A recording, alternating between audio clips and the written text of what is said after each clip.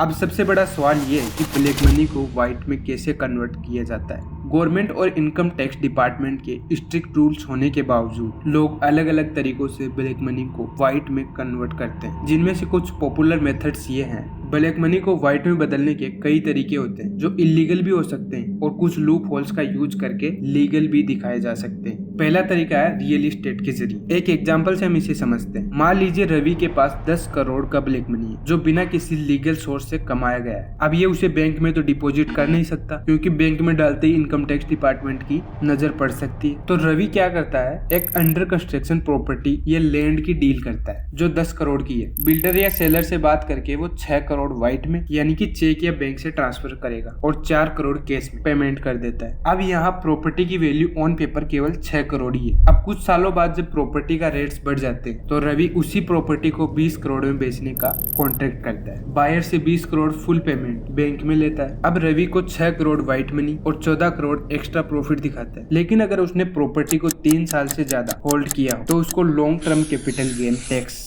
का बेनिफिट्स भी मिलता है। इसका मतलब ये है कि अगर वो इस प्रॉपर्टी का एक हिस्सा गवर्नमेंट अप्रूव्ड स्कीम्स जैसे कैपिटल गेन बॉन्ड्स या नए प्रॉपर्टी इन्वेस्टमेंट में लगाता है तो टैक्स भी बच सकता है। अब उसके पास 20 करोड़ का लीगल डिक्लेयर्ड व्हाइट मनी है जिसमें सिर्फ एक छोटी सी टैक्स लायबिलिटी बची है। इस तरह से उसने अपने 10 करोड़ के ब्लैक मनी को व्हाइट में कन्वर्ट कर दिया बिना किसी बड़े इश्यू के। दूसरा तरीका है सेल कंपनीज के जरिए मनी लॉन्ड्रिंग। अब ये कैसे काम करता है, देखिए जो सेल कंपनीज होती हैं ये रजिस्टर्ड बिजनेस होते हैं जो सिर्फ पेपर तक सीमित है, लेकिन इनका कोई एक्चुअल बिजनेस नहीं होता है। ये इसीलिए खोली जाती है कि ब्लैक मनी को व्हाइट में कन्वर्ट किया जा सके। इसे भी एक एग्जांपल से हम समझते हैं। मान लीजिए रमेश के पास 50 लाख का ब्लैक मनी है। उसने एक सेल कंपनी रजिस्टर्ड करवाई जो किसी भी डमी बिजनेस जैसे कंसल्टेंसी, एक्सपोर्ट इंपोर्ट या आईटी सर्विस के नाम पर है। अब रमेश अपनी कंपनी के नाम पर फेक इनवॉइसेस जनरेट करता है और अपने किसी ट्रस्टेबल बंदे के थ्रू पेमेंट करवा लेता है। ये पेमेंट्स ऑफिशियली बिजनेस ट्रांजैक्शन दिखाए जाते हैं। कुछ महीनों बाद सेल कंपनी का पैसा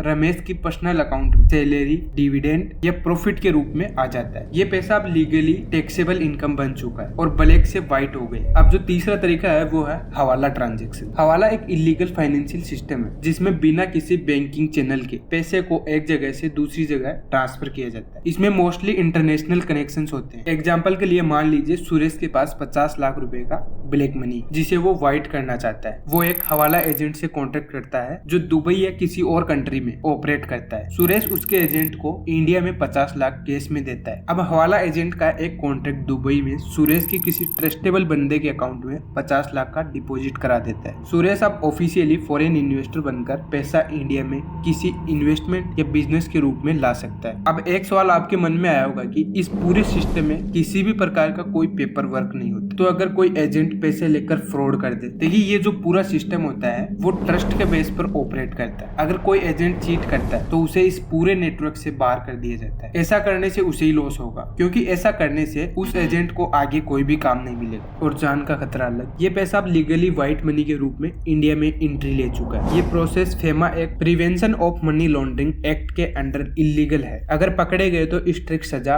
और हेवी फाइन्स लग सकते हैं। चौथा जो तरीका होता है वो है फेक डोनेशन एंड एनजीओ का यूज करके।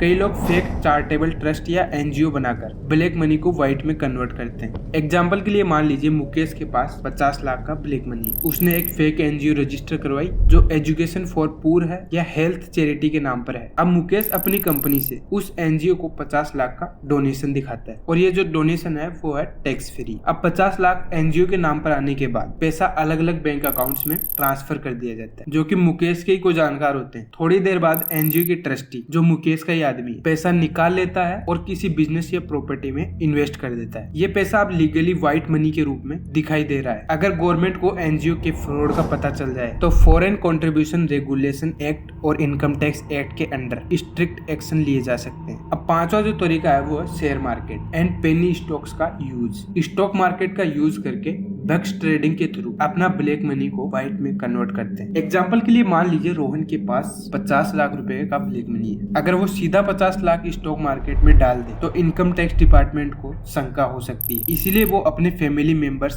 दोस्तों, एम्प्लॉइज ये बेनामी अकाउंट्स के नाम पर पैसा तोड़ तोड़ कर डालेगा। मान लो उसने 10 लोगों के नाम पर 5-5 लाख अलग अलग अकाउंट्स में ट्रांसफर कर दी। अब 50 लाख एक जगह नहीं बल्कि मल्टीपल अकाउंट्स में तोड़ दिया गया है। अब रोहन क्या करता है, एक लो वैल्यू स्टॉक ढूंढता है जो 10 रुपए पर शेयर का है और इसे हम बोलते हैं पेनी स्टॉक। पेनी स्टॉक में लिक्विडिटी कम होती है, इसीलिए इनका प्राइस मैनिपुलेटिव तरीके से कंट्रोल किया जा सकता है। अब रोहन अपने मल्टीपल बेनामी अकाउंट से धीरे धीरे इन्वेस्ट करना शुरू करता है। ये इन्वेस्टमेंट एक बार में नहीं बल्कि 6 से 12 महीने में ग्रेजुअल तरीके से किया जाता है ताकि कोई शंका ना पैदा हो। अब रोहन एक ऑपरेटर ग्रुप या स्टॉक मार्केट कैरेटल के साथ मिलकर उस स्टॉक का प्राइस आर्टिफिशियली बढ़ाता है। ये लोग मिलकर फेक बाइंग और सेलिंग क्रिएट करते हैं जिससे डिमांड बढ़ने लगती है। दूसरे इन्वेस्टर्स भी जब देखते हैं कि स्टॉक का प्राइस बढ़ रहा है तो वो भी इन्वेस्ट करना शुरू कर देते हैं। अब मान लो उस स्टॉक का प्राइस 10 से 100 रुपए पर पहुंच गया है। यहाँ पर रोहन का 50 लाख का इन्वेस्टमेंट 5 करोड़ बन गया है जो लीगली प्रॉफिट दिखाता है। अब रोहन धीरे धीरे अपने शेयर्स को बेचना शुरू करता है क्योंकि स्टॉक्स में अगर किसी ने 1 साल से ज्यादा होल्ड किया हो तो long term capital gain tax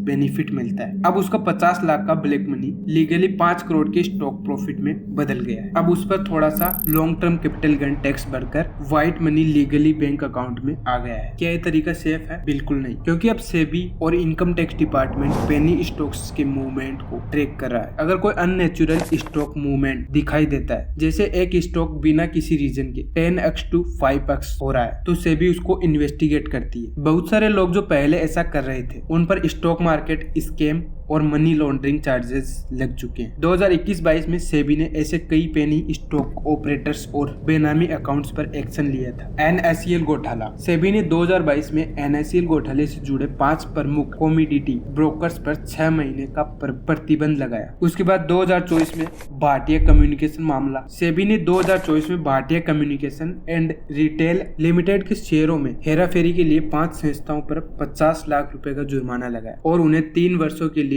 प्रतिभूति बाजार से प्रतिबंधित किया। 5वां जो तरीका है वो है cash transaction through agriculture income. आप सबको तो पता ही है एग्रीकल्चर इनकम 100% टैक्स फ्री होती है, इसलिए लोग इस लूप होल का यूज करते हैं। मान लीजिए राजेश के पास 60 लाख का ब्लैक मनी। अब राजेश क्या करता है, एक गाँव में 50 एकड़ का फार्म लैंड खरीद लेता है। राजेश अपने ब्लैक मनी से कॉर्प सेल का फेक रिकॉर्ड बनवाता है जिसमें दिखाता है कि उसने 60 लाख की खेती की और उसे बेचा। अब क्योंकि एग्रीकल्चर इनकम टैक्स फ्री है इसलिए ये 60 लाख बिना किसी दिक्कत के व्हाइट हो गए। Black money tax free white money बन गया बिना किसी एक्स्ट्रा लायबिलिटी की। अब अगर IT डिपार्टमेंट ने प्रूफ मांग लिया और रिकॉर्ड्स फेक निकले तो हेवी पेनल्टीज लग सकती है। अब सवाल यह आता है कि इससे सबसे ज्यादा नुकसान किसको होता है? आम आदमी को। जब ब्लैक मनी की वजह से देश का पैसा छुप जाता है तो स्कूल्स, हॉस्पिटल्स और रोड्स जैसे इसेंशियल सर्विसेज में फंडिंग की कमी हो जाती है। टैक्स रेवेन्यू का लॉस होने की वजह से इकोनॉमिक इनस्टेबिलिटी बढ़ जाती है और डेवलपमेंट प्रोजेक्ट्स अधूरे रह जाते हैं। ईमानदार बिजनेसेस, जो बिजनेसेस सही तरीके से टैक्स भर रहे हैं, उन्हें अनफेयर कंपटीशन का सामना करना पड़ता है जो ब्लैक मनी वाले कंपनी से होता है। ब्लैक मनी सिर्फ एक फाइनेंशियल इश्यू नहीं है दोस्त, बल्कि एक ऐसी बीमारी है जो पूरे इकोनॉमिक सिस्टम को खोखला बना रही है। आखिर कब तक आम आदमी ईमानदारी का बोझ उठाता रहेगा? जो लोग ब्लैक मनी बना रहे हैं उनका वेल्थ बढ़ता जा रहा है, पर जो ईमानदारी से काम कर रहे हैं उनका स्ट्रगल और ज्यादा बढ़ता जा रहा है। इस वजह से अमीर आदमी और गरीब आदमी के बीच की दूरियां और बढ़ती जा रही है। इससे देश की अर्थव्यवस्था कमजोर हो जाती है। जब ब्लैक मनी ज्यादा हो जाता है तो देश की इकोनॉमी का असली डाटा सरकार तक नहीं पहुंचता। इस वजह से पॉलिसी डिसीजन भी गलत होते हैं और इसका असर सिटीजन्स पर पड़ता है।